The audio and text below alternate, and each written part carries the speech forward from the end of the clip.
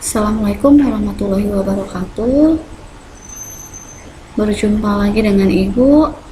Ibu, perkenalkan dulu, nama Ibu Ranti Puspasari SPD. Ibu membawakan mata pelajaran kewirausahaan. Dengan pertemuan ini, Ibu membawakan materi line balancing di kelas 12 TBSM. Tapi sebelum kita memasuki materi ini, sebaiknya kita berdoa terlebih dahulu, berdoa menurut agama dan kepercayaan kita masing-masing. Berdoa dimulai. Berdoa selesai. Sebelum kita memasuki materi ini, sebaiknya kita harus mengetahui namanya kompetensi dasar dan indikator pembelajaran. Kompetensi dasar yang pertama menerapkan metode perakitan produk barang atau jasa, dan yang kedua melakukan perakitan produk barang atau jasa. Indikator pembelajaran yang pertama mendefinisikan line balancing, dan yang kedua menguraikan manfaat line balancing, dan yang ketiga menjelaskan cara penggunaan line balancing atau keseimbangan lini. Masuk dalam suatu materinya. Line balancing. Line balancing adalah suatu strategi untuk menyeimbangkan waktu dan beban. Suatu kerja yang jumlah dalam suatu proses itu saling berhubungan dalam suatu lini proses sehingga tidak terjadinya kemacetan proses ataupun kapasitas yang berlebihan. Waktu dan beban kerja di setiap stasiun perakitan harus dikendalikan sesuai dengan waktu atau siklus yang ditentukan. Kemacetan atau terlalu lama proses pada produksi ataupun kapasitas berlebihan atau terlalu cepat pada proses produksi yang saling berhubungan akan mengakibatkan suatu kerugian bagi suatu perusahaan manufaktur yang bersangkutan. Jadi proses line balancing ini adalah menyeimbangkan antara waktu dengan beban kerja. Jadi harus seimbang. Tidak boleh namanya terlalu lambat ataupun terlalu cepat dalam suatu proses produksi. Kita masuk dalam manfaat balancing. Manfaat balancing adalah line balancing merupakan salah satu faktor penting bagi yang menjalankan suatu bidang produksinya. Adapun manfaat dari line balancing adalah yang pertama meningkatkan efisiensi proses, dan yang kedua menghindari waktu pada proses atau stasiun yang menganggur, dan yang ketiga mengurangi waktu proses secara keseluruhan, dan yang keempat meningkatkan rasio pencapaian target produksi, dan yang lima meningkatkan profit, dan yang keenam mengurangi pemborosan dan biaya-biaya yang tidak diperlukan. Cara penggunaan line balancing atau keseimbangan lini. Oke, yang pertama adalah mengetahui take time seperti stasiun kerja. Langkah pertama dari line balancing adalah mengetahui take time. Untuk setiap stasiun kerja, kita perlu mengetahui tingkat permintaan pelanggan dan waktu yang dibutuhkan untuk menyelesaikan suatu proses. Ini adalah suatu rumusnya. T sama dengan TA dibagi D. Keterangannya adalah T adalah take time, TA time fight label atau waktu kerja bersih yang tersedia, dan D adalah demand atau permintaan pelanggan. Kita masuk ke dalam contoh kasus. Contoh kasusnya ada setiap hari produksi diminta untuk menghasilkan 1000 unit produk atau permintaan pelanggan. Waktu kerja lini produksi yang bersangkutan adalah 8 jam per hari atau 28.800 detik per hari.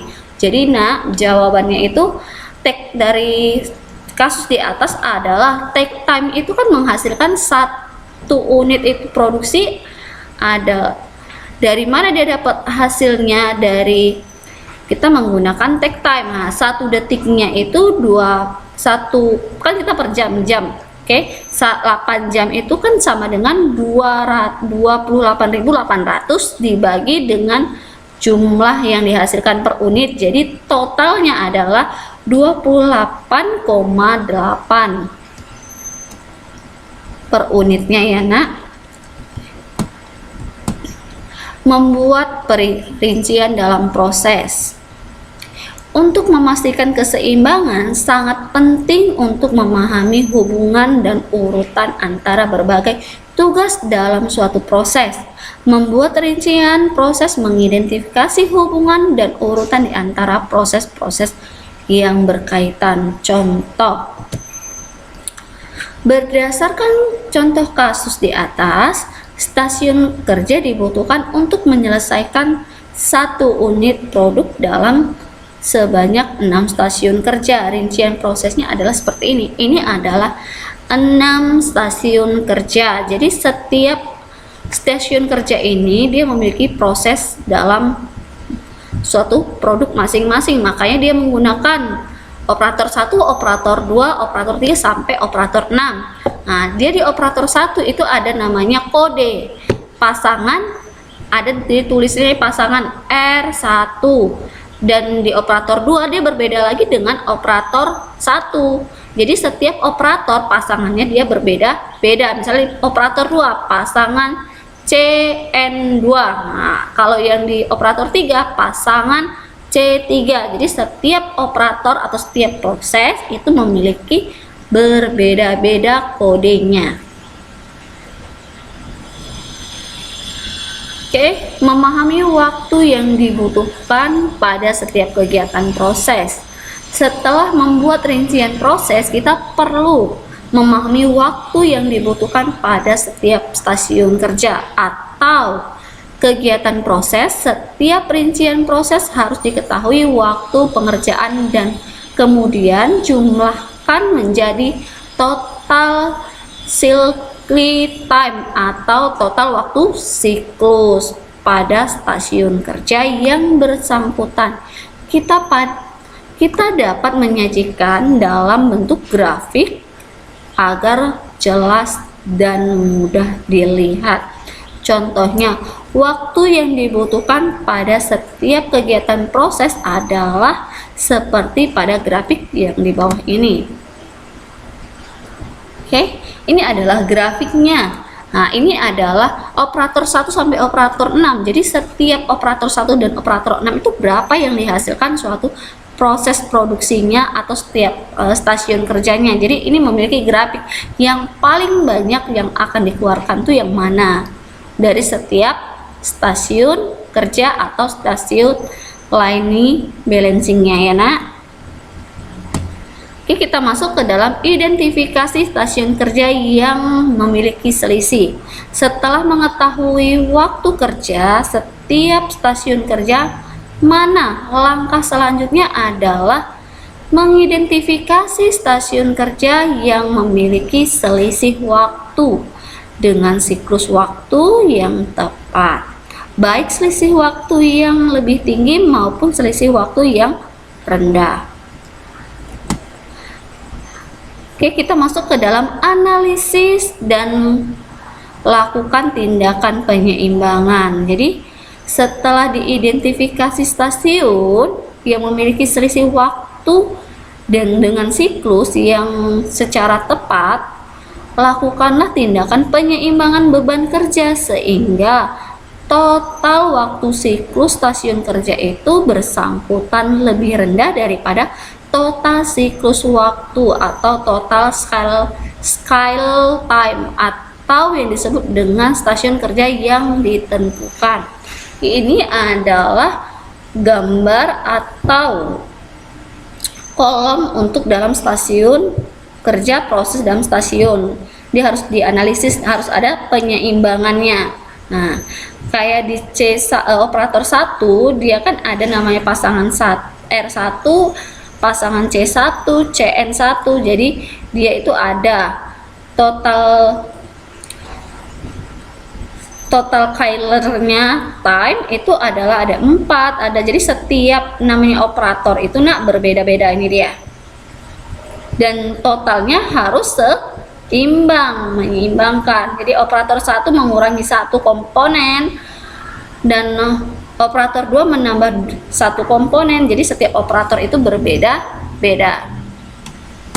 Kita masuk ke dalam evaluasi dan pemantauan hasil. Jadi evaluasi dan pemantauan hasil ini memiliki namanya stasiun-stasiun kerja yang telah diseimbangkan dalam proses dan tugasnya harus dievaluasi dan dipantau hasilnya.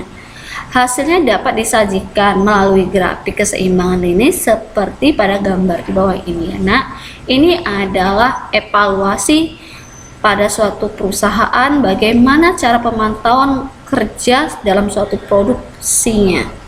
Jadi seimbang tidak dia dalam prosesnya dan dalam tugasnya. Nih.